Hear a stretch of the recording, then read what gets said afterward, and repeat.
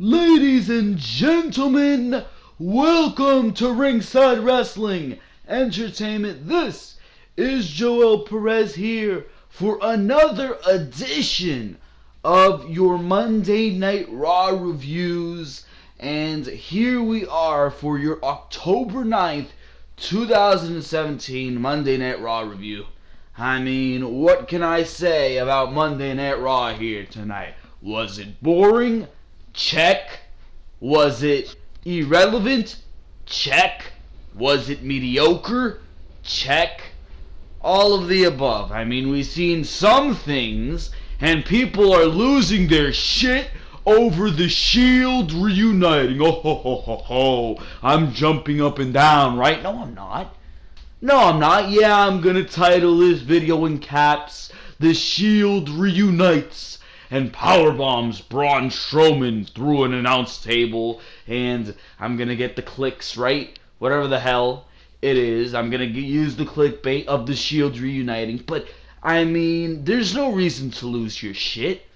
WWE is doing this in the most generic way possible, to the point where they've literally glued a team together of four men to face the Shield. It's not taking 3 men, it's 4 men. And one being your Intercontinental Champion, Sheamus and Cesaro, who have proven how great they are, and Braun Strowman. I don't even understand why The Miz has to be in this matchup. I mean, you built it around The Miz, and he's kind of been what's brought out the Shield with his verbiage on the microphone. But I wouldn't have had Miz in this matchup. I think you have a lot more use in The Miz in him defending his Intercontinental Championship at TLC. But you have Braun Strowman now in this matchup. I would have had it be if you had to, which I wouldn't have even had the Shield reunite.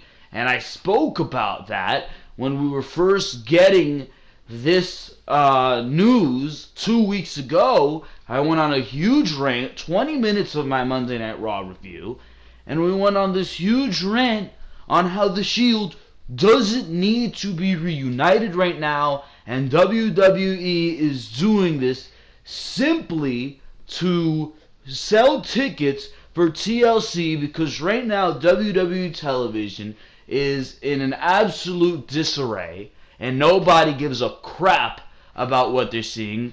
Attendance numbers are low, viewership numbers are low, and they're trying to create some buzz, so this is the way they have to do it. Instead of putting on good television each and every single week, and eventually garnering people's interest with that good television, and getting higher viewership each and every single week because you're writing good television, they choose to go the easy route, and they take something from when they were writing good television and they plug it into now.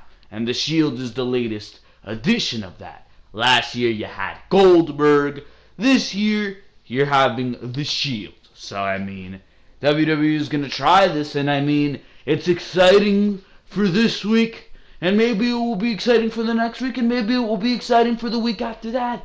But this will slowly die a slow death, and we'll probably be looking back at this as a disappointment, because that is what most of the things that WWE puts together just for a simple ratings boost and an attempt to get Roman Reigns over, which that's the other reason, to try to get Roman Reigns over by association with Dean Ambrose and Seth Rollins.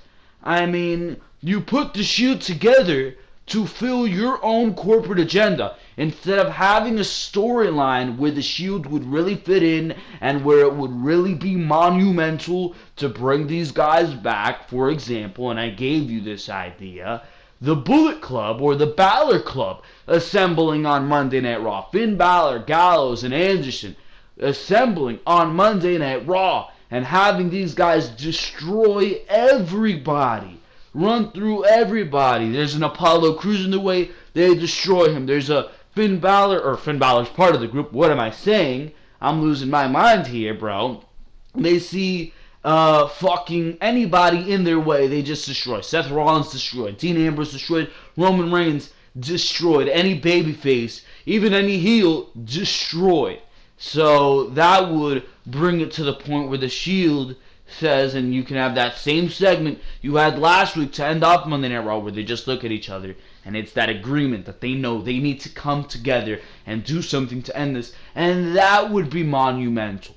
Because after having these guys tear through Raw for a couple months, I mean, and this is an idea that we've had way farther back than that, to assemble the Shield to take on a faction like this. But WWE doesn't want to do that.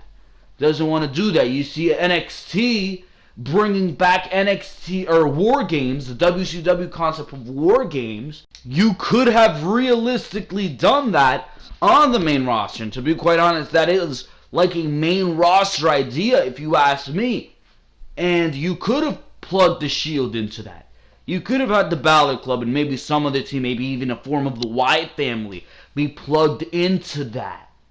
When AJ Styles first debuted, I mean, Gallows and Anderson, they should have held off the debut of AJ Styles maybe until after WrestleMania 32 and had his debut coincide with Gallows and Anderson and make the Bullet Club reign through Monday Night Raw, where then that would be the reason for the Shield to reunite. That would be monumental.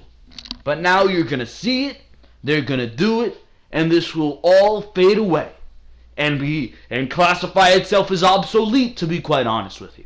It will fade away and classify itself to be obsolete.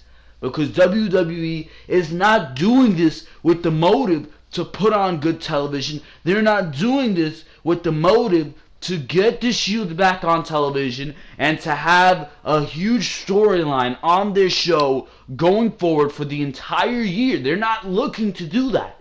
They're doing this for a simple ratings boost. They're doing this to try to kinda get Roman Reigns over in a last-ditch effort before we do get to WrestleMania 34 and his matchup with Brock Lesnar. And it's not going to work. Yeah, maybe your ratings will go up for a week or two, but they'll go right back down when the Shield has decimated, or at least when the hype of the Shield has decimated. Yeah, maybe you'll get Roman Reigns over while he's in the faction and he will be cheered for by association.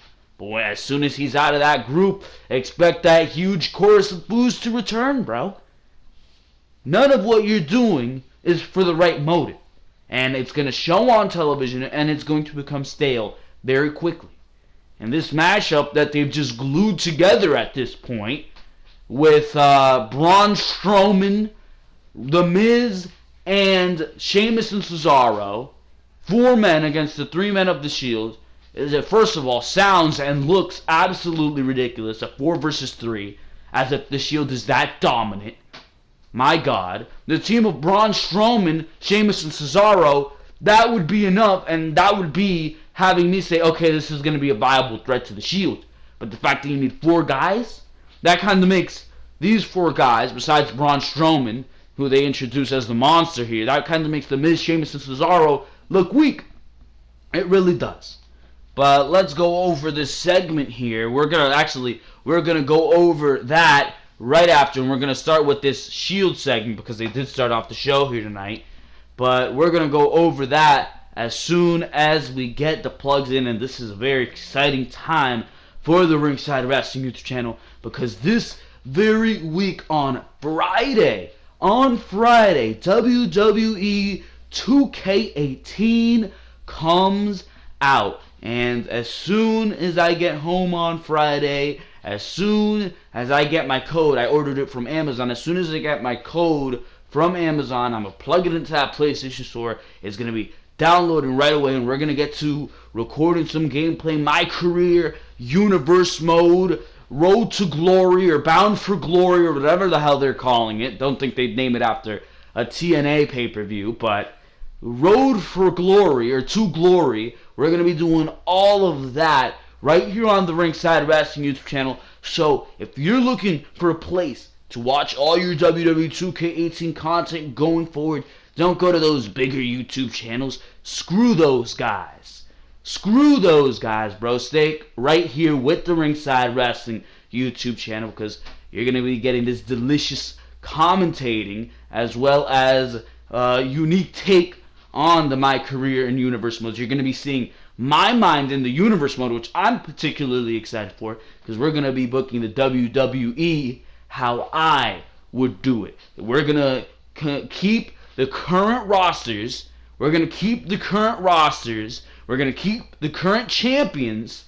And we're going to take that, and as we continue, we're going to morph it from where we are right now, and we're going to morph it into what it should be in my eyes. So I'm going to have a lot of fun doing that. WWE 2K18 is going to allow us to do that, and we're going to cover that right here on the Ringside Wrestling YouTube channel. So if you want to get all that content and you don't want to miss a thing, you want to know right when I'm uploading all of that stuff, you want to know the schedule, which I will be releasing when I figure out how I'm going to do all of it, probably on Friday. I'm going to be releasing the schedule for my WWE 2K18 content.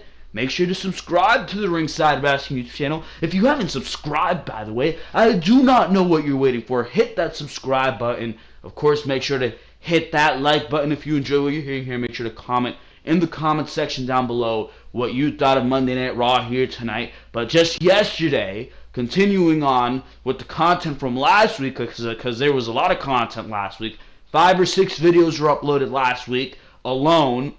And just yesterday, No Mercy, WWE Hell in a Cell, there you go. WWE Hell in a Cell, very ups and downs show. We were talking about that right here last night on the Ringside Wrestling YouTube channel. After that show went off the air, WWE Hell in a Cell review and results. We were talking everything Hell in a Cell. I had a lot of fun talking about that pay-per-view last night, and I think I covered it very, very well. So make sure to go check out the Hell in a Cell review and results video. Kevin Owens versus Shane McMahon in Hell in a Cell. New Day versus the Usos inside Hell in a Cell, and everything in between. So make sure to go check that out. Behind the Mic on Saturday as well. We were talking about Jinder Mahal keeping the title past Hell in a Cell and possibly until December, because he will be going on a WWE live tour to India, and WWE, Jinder Mahal going back to his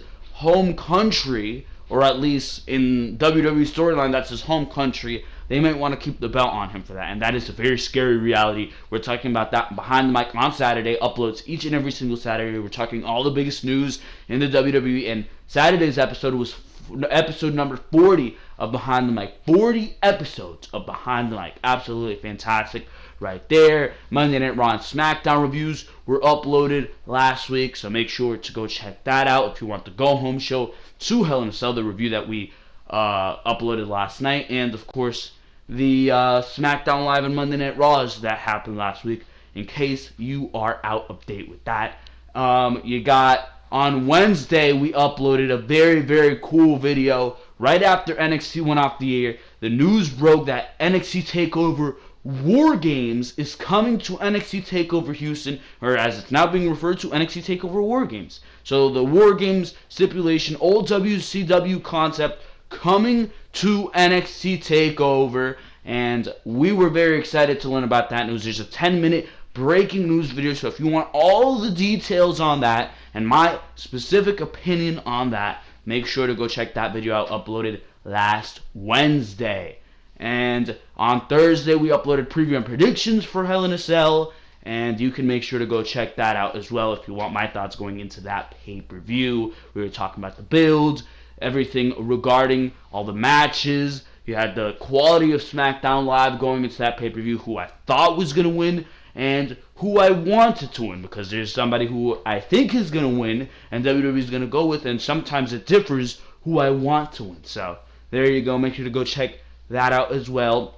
And like you know, a lot of content coming. Raw review, SmackDown review, Behind the Mic on Saturday, and of course WWE 2K18 content debuting on the channel this week, possibly after NXT this Wednesday. I like to do like breaking news type stories on Wednesday, so if anything breaks, you're probably going to be seeing another one of those videos, so make sure to stay tuned for that. And the best way to stay tuned for that, like I said, is to subscribe to the Ringside Wrestling YouTube channel. For now, ladies and gentlemen, let's talk about the show we got here for Monday Night Raw here tonight. And I mean, god damn, this show was boring.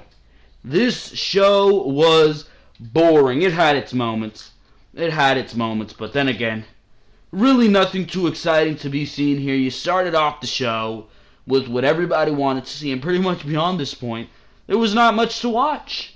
We go right to the ring, and WWE Intercontinental Champion The Miz is already out for another edition of Miz TV.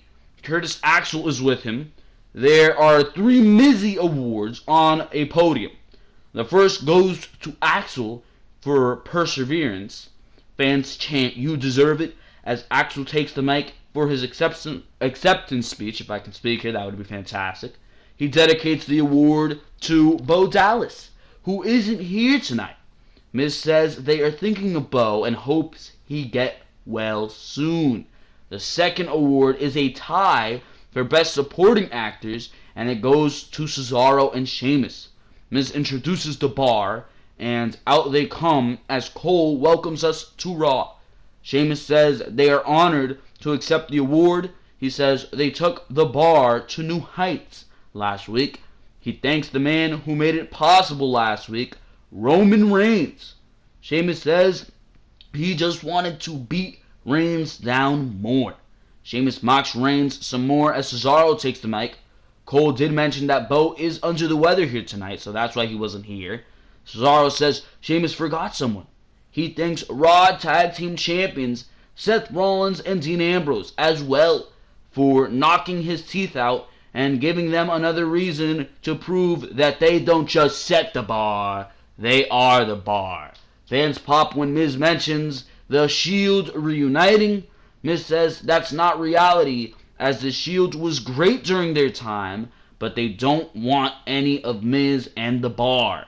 Miz says he and the bar have changed the landscape of WWE. Miz goes on and presents the final Mizzy to the guy who led the charge and proved to be the big dog of WWE, and his name is not Roman Reigns. Miz calls for a drum roll. His name is The Miz. Miz accepts the award as "You deserve it" chants start up again. That actually made me chuckle. Miz dedicates the award to his unborn child and any other child that needs a new role model. The music interrupts, and out comes Roman Reigns. Miz knocks Roman Reigns for standing on the stage with his tall legs, or with his tail between his legs, Reigns tells him to shut up and says he's giving them one chance to get out of his ring. Miz taunts Reigns and says he knows he's going to do nothing because there's 4 of them and 1 of Reigns. Miz goes on and tells Reigns to go get Dean and Seth. Miz says the rumors of the Shield reuniting are exactly what Reigns is, nothing but hype. Reigns asks who said anything about rumors. Fans pop, the music hits, and out comes Ambrose first. He stands with Reigns on the stage. Rollins' music hits next, and out comes Rollins to a huge pop. The Shield stands together on the stage as fans pop. The Shield marches to the ring. As the heel waits, the Shield circles the ring and jumps on the apron like they used to. They hit the ring and a big brawl breaks out. Reigns brings Axel to the floor and sends him into the steel steps. Reigns goes back in and hits Sheamus with the Superman punch. Then Cesaro, Rollins drops Sheamus with the high knee. The Shield clears the ring and stands tall together. Miz looks on from the floor and begs them to spare him. They corner Miz on the floor as he runs back in. Ambrose hits Dirty Deeds on the Miz. They hit the Shield's triple powerbomb on Miz next. Ambrose, Reigns, and Rollins stand tall in the middle of the ring as Reigns' music hits. They stand over Miz and do the Shield fist bump, which, like expected, got a huge pop from the crowd. Now, like I said before, this is cool for the first week, right? Everybody is excited to see this, but there's no reason to be excited because I'm looking at things long term. And yeah, it might be cool to see them back together for now, and it might be a fresh sight for sore eyes, right?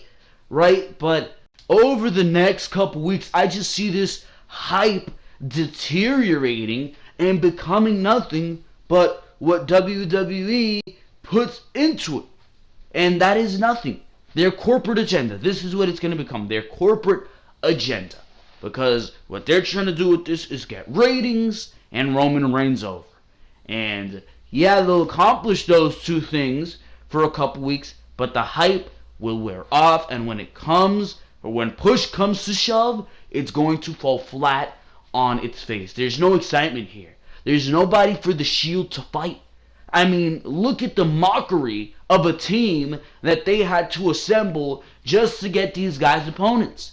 It is clear there's nobody for the Shield to fight. There was no reason for these guys to reunite to begin with. Yet nobody, I see nobody mentioning this. It's everybody just riding the hype train. Oh my god, the Shield is fucking awesome. I'm so glad these guys are together. This match at TLC is gonna be the bomb. Oh my god, these guys are back together. That's the filth I'm looking at on Twitter. Like, damn, bro. Shut the fuck up and analyze what you're watching, put it into perspective, and realize that you're seeing nothing but a facade. It is a facade, bro. And that will be prevalent sooner rather than later. And when it does come to fruition, come back to this video and give me a nice pat on the back and tell me I was right. Because this is nothing but a sham, bro.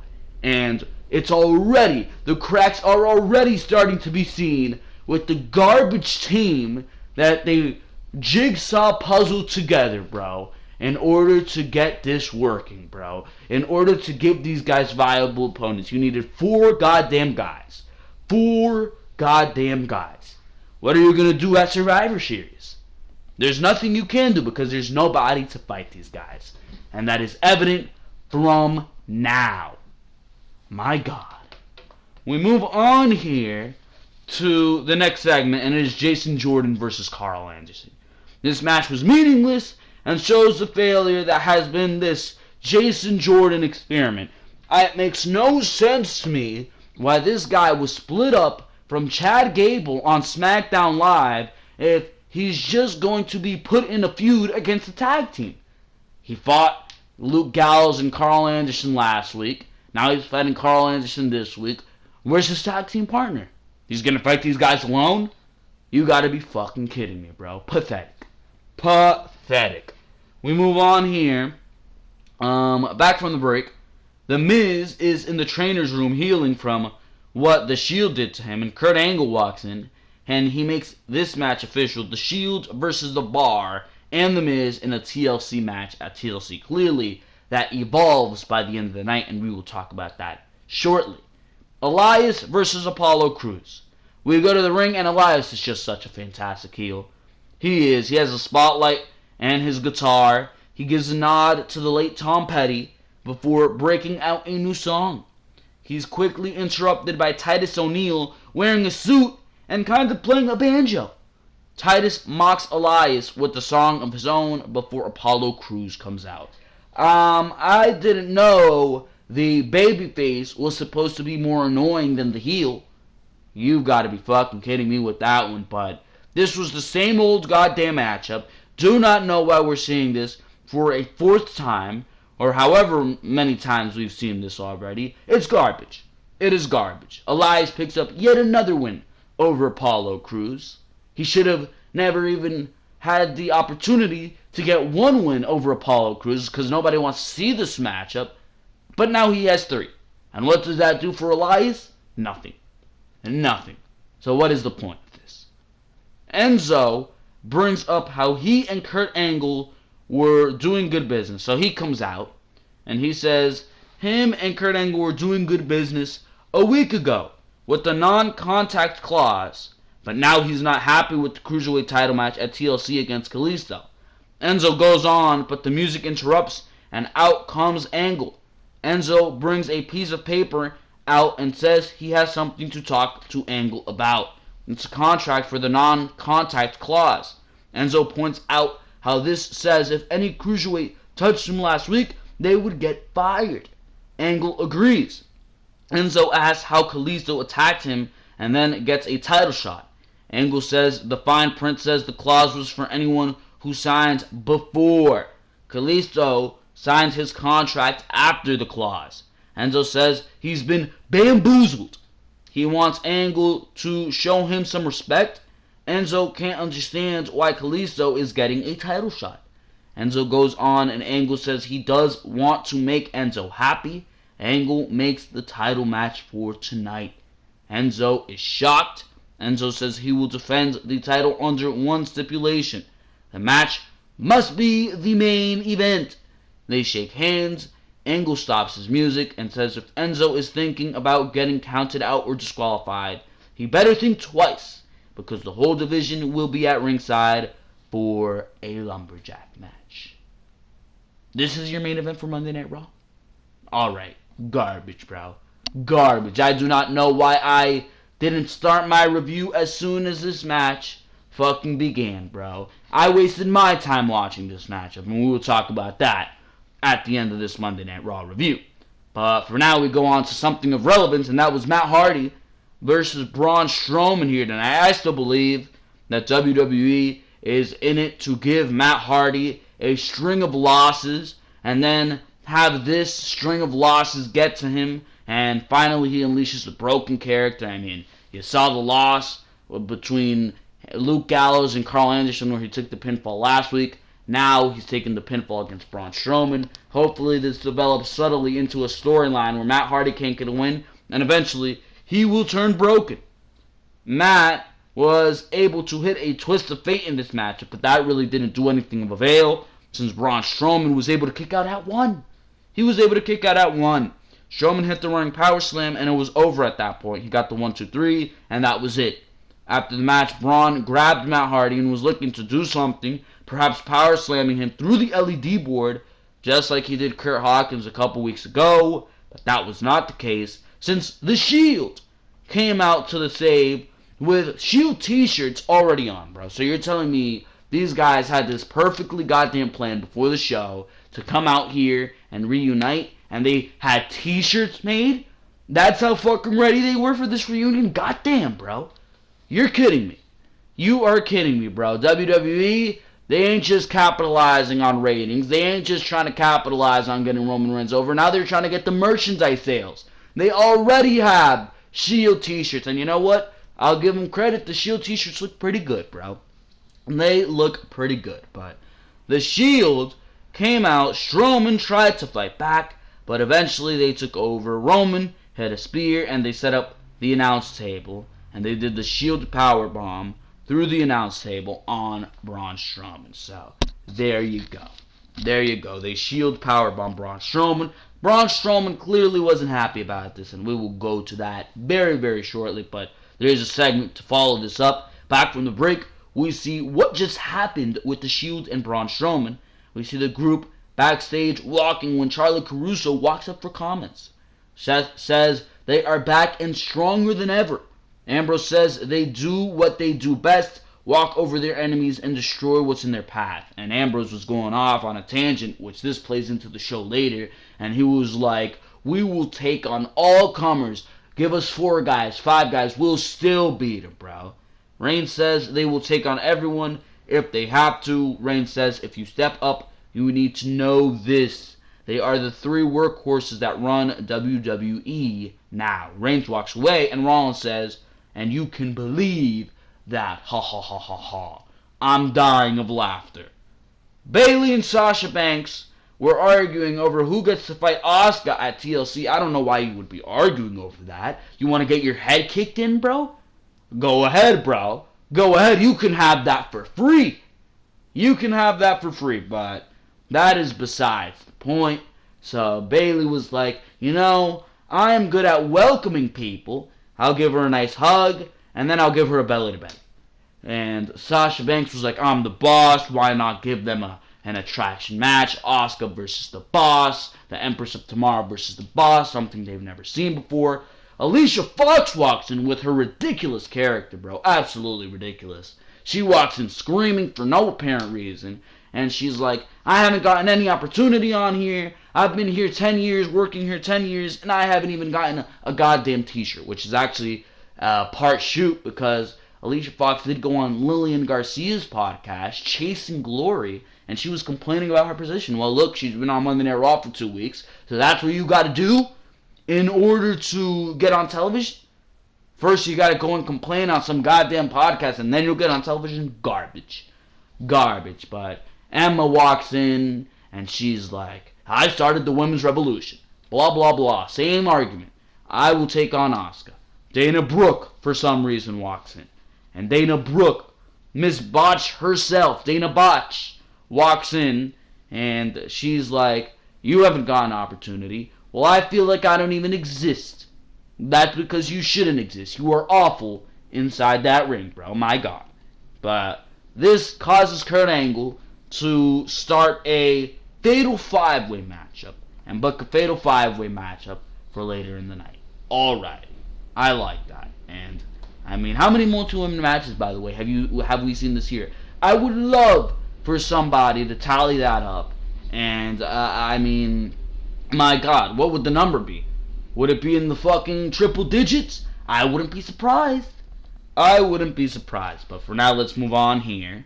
And we move on here to Brian Kendrick and Jack Gallagher versus Cedric Alexander and Mustafa Ali. This match was filler garbage.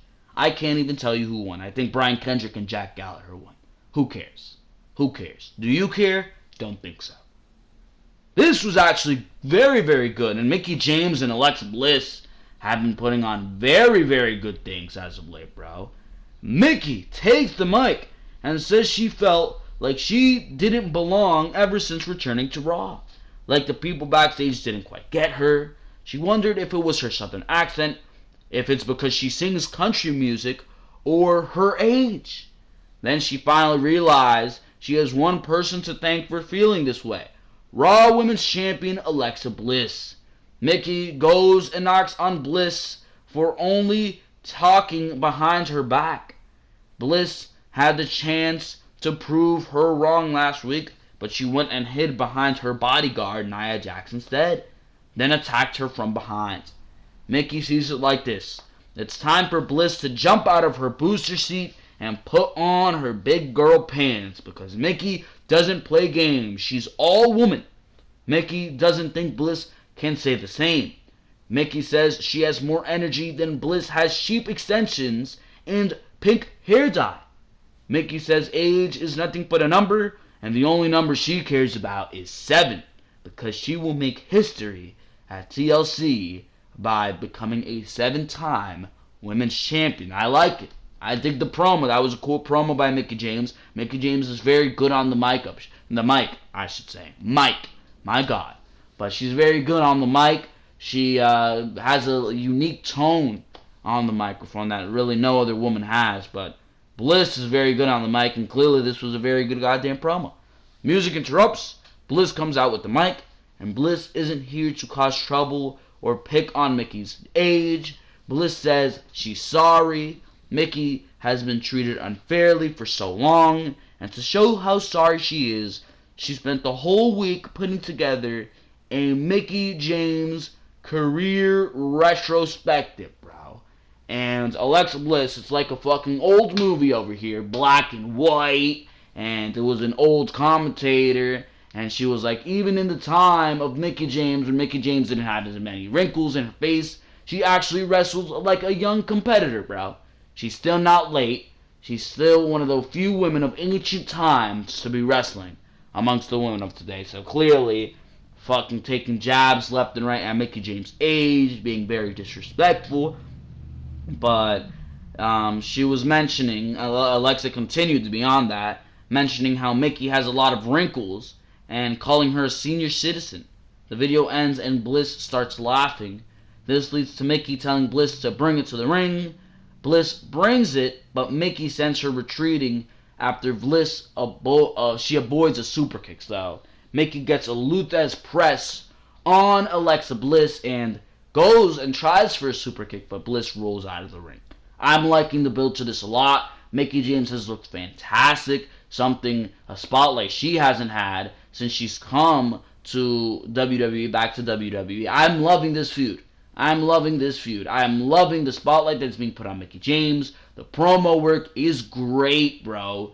It is great, and I mean, we're seeing some nice stuff in the women's division. You got Asuka debuting, Mickie James finally getting some spotlight in this women's championship feud, even though it's not going to last that long. And later tonight, we see Emma get a win. So, we'll talk about that very shortly, but we'll move on to this segment with The Miz, who went to Kurt Angle backstage, and he told Angle that since Dean Ambrose said that the Shield could take on anybody, that justifies them being able to find a fourth or even fifth partner, with Angle being reluctant about the idea at first, but Miz talking him into it, and about he starts talking about the 3 eyes that Kurt Angle is famous for, saying that integrity requires you to be honest and true to your word. So Angle said yes to that very idea, and The Miz introduces for a partner. He's like, in that case, I have my fourth partner right here,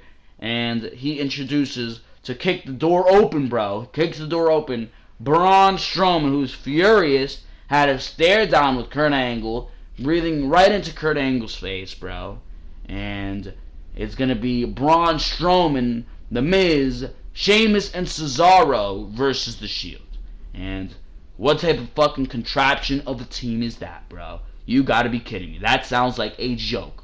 If you told me that 1 year ago, I'd be like, that is a joke. And it is a joke. It is a joke, but I mean, it's at least viable competition for the Shield. I mean, who was the last guy these guys faced? What was the last team these guys faced? Evolution. At least now with the numbers game, it makes sense that the Shield would be going against these guys, bro. Now, with the numbers game, I'm saying, why the fuck would the Shield even win this matchup? It makes no sense for them to win at this point. With the numbers game, Braun Strowman is in this matchup. I'm sure Braun Strowman could fucking decimate all 3 of these guys on his own. My God.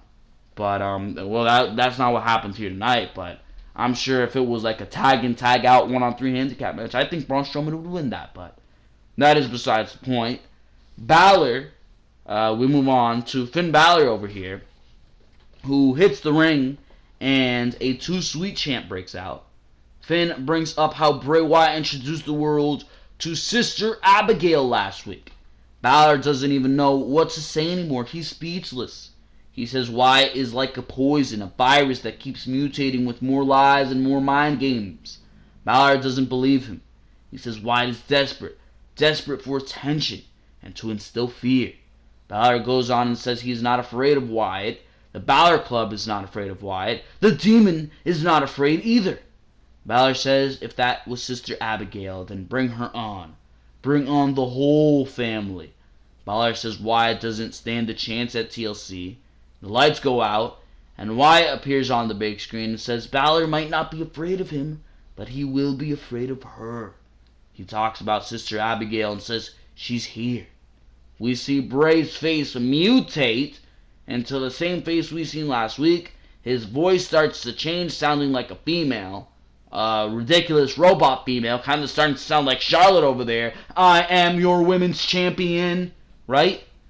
But his voice changes into one of a female, and it's going like back and forth between Wyatt's voice and the female voice. But Abigail says she promised Wyatt she would always be by his side. So here she is, scorns burnt to a crisp and rising from the ashes to fulfill her promise to her little prince. Wyatt, or Abigail, I don't even know what to call her at this point, goes on about destroying Balor and the Demon. Abigail says Balor cannot beat him/her. Abigail goes on and tells Balor to run, then starts laughing. Wyatt transforms back to his usual self and keeps laughing. Balor looks on as he's warned to run one more time. Now, I mean, This is absolutely fucking ridiculous, bro. The fact that you could not introduce a woman as Sister Abigail is fucking retarded. And the fact that Bray Wyatt is Sister Abigail is retarded, bro. No doubt about it. It is retarded, and it looks and sounds ridiculous. But that's not denying that what we seen was a damn good promo. It definitely was a damn good promo. Made Bray Wyatt look creepier than he has in months. Bro. It was a good promo, yes. But is that denying that this is absolutely ridiculous? Hell no. This is still absolutely ridiculous television. The fact that they didn't introduce a female in the role of Sister Abigail, which that could have transformed Bray's career, really could have, and that Bray is going to be Sister Abigail, and I just find it so stupid. You could see Bray's face through the dread that she had on her face, and it's clear that it's Bray. It's like very clear that it's Bray. Yet the commentators, oh, we saw Sister Abigail here tonight. Michael Cole would not shut the fuck up. Oh, we saw Sister Abigail here tonight. We saw Sister Abigail here tonight. No, you fucking didn't. No, you fucking didn't, bro. That's Bray Wyatt. And it's goddamn clear, but apparently not. Apparently not. And everybody spooks. Sister Abigail. That's fucking Bray Wyatt. I can see it from a mile away. And that's where I find it ridiculous. As well as I think a female would do the role much more justice. Would be a great manager for Bray Wyatt. But of course not. Of course not, right? Sister Abigail, quote-unquote, debuts here tonight in the role of Bray Wyatt. Good promo. Creepy as Bray Wyatt has looked in months. But as far as a debut of Sister Abigail goes, bullshit. Bullshit. You ain't suspending my belief there, asshole. Alicia Fox versus Bayley versus Sasha Banks versus Dana Brooke versus Emma. My God, the multi-women matches have got to stop. The match was declared an elimination match only when Bayley eliminated Dana Brooke via Bayley to Belly. Her music didn't start playing, and Michael Cole was like, "Oh, I must have mixed up the notes. This is now an elimination Fatal 5-Way." My God, bro. My God. Get your shit together.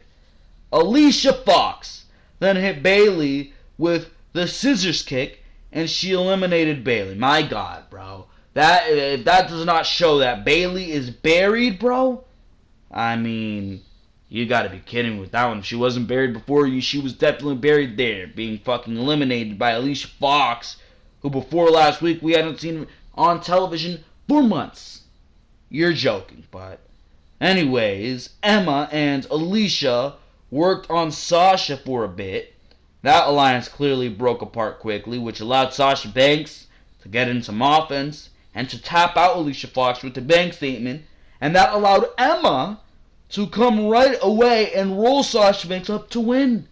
I actually love the Emma win. I love it, bro. The match her and Asuka had, and I was just watching it the other day, the match her and Asuka had at NXT TakeOver London was fantastic. It really was. And if given time at TLC, I think they can really steal the show.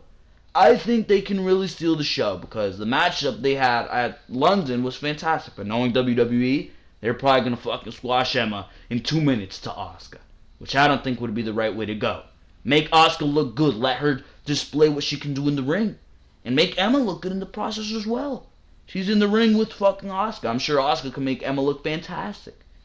And she has. But I mean, knowing WWE, they're probably not going to go that route. I love the Emma win. Back from the break, we see Renee Young, who's backstage with Finn Balor for comments on what Bray Wyatt did tonight with Sister Abigail. Balor says after seeing Abigail and hearing her words, he fears Bray may have unleashed something awful. Oh my God. Oh my God. Balor heard her words echo through his head. He felt a shiver up his spine, and he felt pure evil. But he also felt that he now knows what he has to do. Who cares? Not I. Not I, bro. My lord. We move on here to the main event. Enzo Amore versus Kalisto in a lumberjack match. This match was fucking the epitome of garbage. Why is this main eventing Monday Night Raw, bro? Kalisto wins the Cruiserweight Championship here. So you did all this shit with Enzo. You're trying to refurbish this cruiserweight division, because at this point, there ain't no renewing this shit. It's refurbished, bro. It is refurbished. At best. At best. Yet, Enzo loses the cruiserweight title in 3 weeks. You're joking. Well, now the rest of the cruiserweight division can't compete for that cruiserweight title again. Kalisto hits the Salida del Sol off the top to win. So you'll see the rematch at TLC, and then you'll probably go on to Kalisto versus Neville. And Neville will go on to a 205 Live feud, or I should say Enzo will go on to a 205 Live feud with Mustafa Ali, who actually screwed him from winning this matchup when Enzo fucking did some type of dirty tactic. But who cares, bro? The Cruiserweight division is god-awful. And you know what? You know what else was god-awful here tonight? This goddamn show. Monday Night Raw here tonight gets a 3.5 out of 10. It was boring. It was mediocre. It was all of the above, and I did not enjoy myself watching this show. Make sure to leave a like if you enjoyed what you heard here tonight. Make sure to subscribe if you have not subscribed yet. I do not know what you are waiting for. Make sure to comment what you thought of Monday Night Raw here tonight, because your opinion matters so dearly in my heart. Make sure to subscribe to the Ringside Wrestling YouTube channel. Make sure to go check out all the other content on the Ringside Wrestling YouTube channel. Raw reviews, Smackdown reviews, pay-per-view reviews, just like you saw last night from WWE, Hell in a Cell, pay-per-view preview and predictions, NXT TakeOver reviews,